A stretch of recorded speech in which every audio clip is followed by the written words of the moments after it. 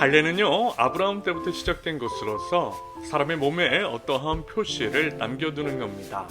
신약이 와서는 침례 또는 세례와 같은 것이라고 보면 되겠는데요.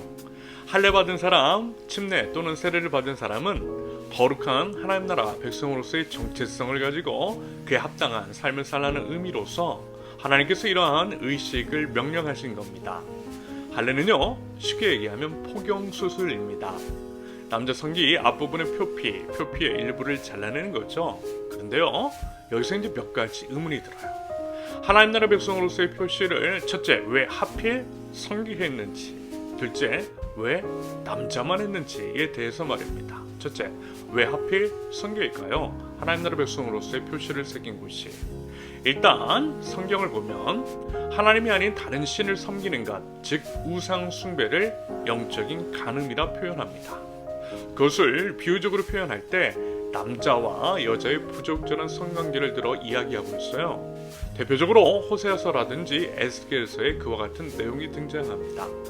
그리고 하나님을 안다라고 할 때 안다라고 하는 단어가 성관계를 맺는다라고 하는 의미와 같다라고 합니다. 그 외에요, 하나님과의 긴밀한 교제를 위해 은밀한 침소로 들어가자라고 하는 표현도 있는데요. 하나님과의 깊은 교제를 남녀간의 성적 결합을 통해 이룰 수 있는 그러한 온전한 하나됨으로 묘사하고 있고요. 그것을 신비롭다라고 성경은 말씀합니다. 이런 여러 의미를 통해 우리는요, 육적인 순결과 영적인 순결이 긴밀한 연관이 되어 있으며 하나님께서는 영적인 순결은 물론이고 육적인 순결 역시 중요하게 생각하고 계심을 우리는 쉽게 유추해낼 수가 있을 겁니다.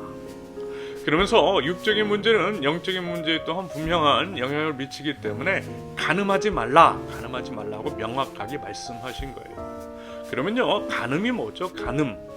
간음은요, 한마디로 표현하면 결혼한 한 사람의 남자와 한 사람의 여자 사이 외에 벌어지는 모든 성관계를 의미합니다.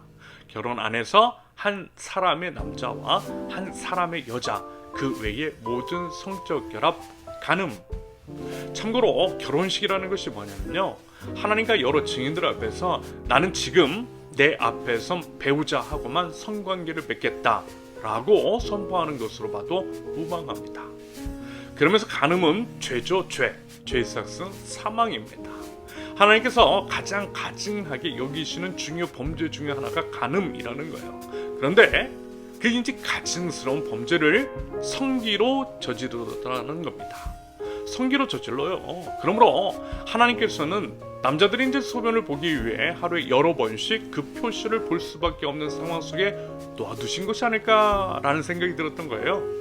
다시 말해서 사람은 하루에 보통 4번에서 7번까지는 무조건 소변을 보기 때문에 그 표시를 볼 수밖에 없다라는 거예요. 이런 식으로 매일 거룩한 하나님의 백성이라고 하는 정체성을 수시로 확인하는 것은 물론이고요, 성관계, 특히 성범죄를 저지르는 순간에 성기에 하나님 나라 백성의 그 표시를 보고서요, 돌이킬 수 있는 기회를 주신 것이 아닐까라고 하는 생각이 들었던 겁니다. 마지막으로 한 번 더 기회를 주신 것이겠죠. 그러면요, 둘째, 왜 하필 남자만일까요? 그것은 아마도 남자들이 성적인 유혹에 보다 쉽게 넘어지기 때문이 아닐까요?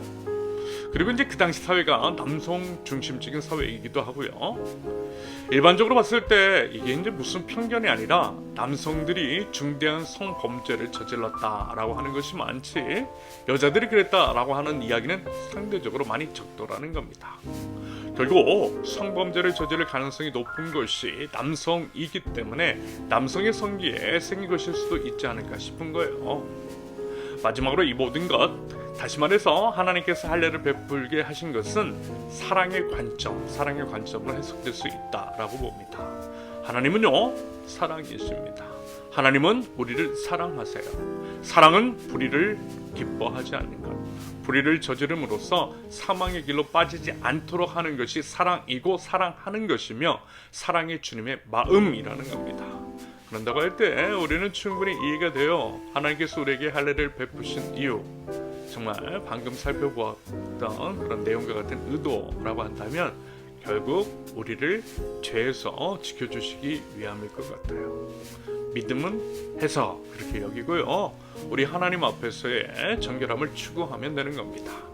그러면요, 나도 지키고 남도 지키고 우리 모두를 지킬 수 있게 되는 겁니다. 하나님의 길은 생명의 길, 하나님의 길을 따를 때에 모두가 살게 되는 거죠. 부디 하나님의 그 마음, 그 의도하심, 무엇보다 우리를 향한 아버지 하나님의 그 사랑을 알아 거룩한 하나님 나라 백성으로서의 거룩을 지킬 줄 아는 우리 모두가 될 수 있기를 바랍니다. 할래? 왜 하필 거기에 하나님의 우리를 향한 사랑 때문에.